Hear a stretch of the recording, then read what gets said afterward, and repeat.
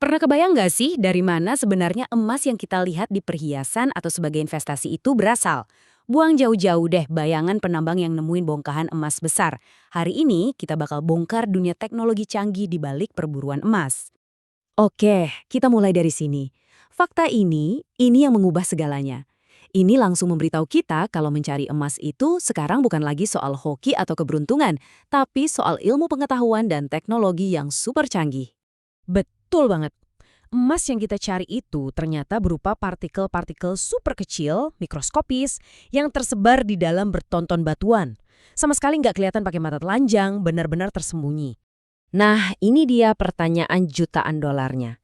Kalau emasnya sekecil itu dan nyebar di mana-mana, gimana caranya coba kita bisa ngambilin itu semua? Apalagi biar untung. Disinilah kehebatan teknologi modern masuk. Jadi poin utamanya adalah proses mendapatkan emas di zaman sekarang itu bukan sekedar gali-gali biasa. Oh bukan, ini adalah sebuah operasi ilmiah yang luar biasa rumit dengan tahapan-tahapan yang sangat canggih. Gampangnya gini, ada 3 langkah utama yang harus kita lalui. Pertama, jelas, kita ambil dulu batuannya dari dalam bumi. Kedua, batuan itu harus kita hancurkan sampai jadi kecil banget. Dan yang ketiga, kita pakai sihir kimia buat misahin emas murni dari sisa-sisa batuan lainnya. Yuk, sekarang kita bedah satu persatu 3 tahap utama yang jadi jantung dari teknologi penambangan emas modern. Percaya deh, setiap tahapnya ini adalah sebuah keajaiban rekayasa tersendiri. Ini dia peta jalan kita, ekstraksi, pengolahan, dan pemurnian. Ingat 3 kata ini karena inilah 3 langkah yang akan mengubah batu biasa yang kita injak menjadi logam mulia yang berkilauan. Oke, kita mulai dari yang pertama, ekstraksi. Jadi, tantangan paling awalnya itu, ya gimana caranya kita bisa ngambil batuan yang mengandung emas itu dari perut bumi. Ini bukan pekerjaan gampang. Umumnya ada 2 metode utama. Kalau emasnya ada di dekat permukaan, para insinyur akan membuat tambang terbuka atau open pit. Bayangin aja mereka pada dasarnya menggali lubang super raksasa. Tapi kalau emasnya terkubur jauh di dalam, wah mereka harus membangun jaringan terowongan yang kompleks buat penambangan bawah tanah. Oke, batuannya udah di tangan. Sekarang apa? Kita masuk ke tahap 2, pengolahan. Ingat kan partikel emas itu terpenjara di dalam batuan. Nah, tugas kita sekarang adalah membebaskan mereka. Gimana caranya? Pakai kekuatan mesin yang luar biasa. Batu-batu raksasa itu dilempar ke mesin penghancur, terus digiling lagi sampai jadi kayak bubuk yang sangat-sangat halus. Tujuannya apa? Supaya nanti proses kimia di tahap selanjutnya bisa bekerja dengan sempurna. Dan inilah dia, babak finalnya, pemurnian. Emasnya emang udah bebas dari penjara batunya, tapi dia masih kecampur sama jutaan partikel nggak berharga lainnya. Disinilah ilmu kimia beraksi. Salah satu teknik paling umum namanya proses yanidasi. Kedengarannya emang serem dan rumit, tapi idenya jenius banget. Jadi bubuk batuan tadi disiram pakai larutan sianida. Ajaibnya, cairan ini cuma akan melarutkan emasnya doang dan ninggalin material lain.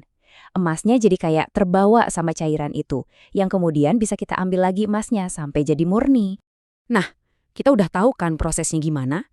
Tapi siap-siap kaget ya, karena bagian yang paling mencengangkan dari semua ini adalah skalanya. Yuk kita lihat seberapa efisien teknologi ini sebenarnya. Coba dibayangin, 1 ton batuan. Itu kira-kira seberat mobil kecil loh. Sebanyak itulah material yang harus ditambang, diangkut, dihancurkan, dan diproses dengan semua teknologi tadi. Sekarang, saya mau Anda coba tebak. Dengan semua usaha keras itu, dari 1 ton batuan, kira-kira kita bisa dapat berapa banyak emas murni di akhir proses? Setengah kilogram? 100 gram mungkin? Jawabannya, cuma sekitar 5 gram. Iya, Anda nggak salah dengar, 5 gram. Itu bahkan nggak cukup buat bikin 1 cincin kawin yang tipis. Fakta ini benar-benar nunjukin betapa gilanya tingkat efisiensi dari teknologi pengolahan mineral modern. Tentu saja, kemampuan yang luar biasa ini punya 2 sisi mata uang. Teknologi ini memang memecahkan masalah besar tentang cara mendapatkan emas, tapi di saat yang sama, ia juga menciptakan tantangan-tantangan baru. Di satu sisi, tanpa teknologi ini, mustahil kita bisa menambang biji emas dengan konsentrasi serendah itu secara ekonomis. Nggak bakal ada untungnya sama sekali. Jadi, teknologi inilah yang membuat industri emas modern bisa terus hidup. Nah, di sisi lainnya, Proses raksasa ini butuh energi yang luar biasa besar, belum lagi tumpukan limbah yang dihasilkan, dan pastinya ada dampak ke lingkungan. Inilah sebabnya para ilmuwan terus-menerus meneliti cara agar proses ini jadi lebih bersih dan hemat energi. Jadi, kalau kita simpulkan, kita ini dihadapkan pada sebuah dilema yang sangat menarik.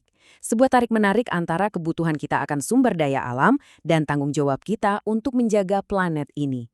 Seperti yang sudah kita lihat bareng-bareng, ini bukan lagi sekedar soal menggali tanah. Ini adalah sebuah orkestra yang rumit antara ilmu teknik, ilmu batuan atau mineralogi, dan pastinya ilmu kimia. Semuanya bekerja sama untuk mengambil sesuatu yang berharga dari materi yang hampir tak terlihat. Dan ini meninggalkan kita semua dengan satu pertanyaan besar untuk masa depan. Kebutuhan kita akan sumber daya terus meningkat, jadi gimana caranya kita bisa terus berinovasi untuk mengurangi dampak buruknya? Di mana titik keseimbangan yang pas? Saya penasaran banget pengen dengar pendapat Anda. Setelah tahu betapa rumitnya proses untuk menghasilkan hanya 5 gram emas, menurut Anda, apakah semua itu sepadan dengan usahanya? Dan bagian teknologi mana sih yang paling bikin Anda takjub? Yuk kita diskusi di kolom komentar.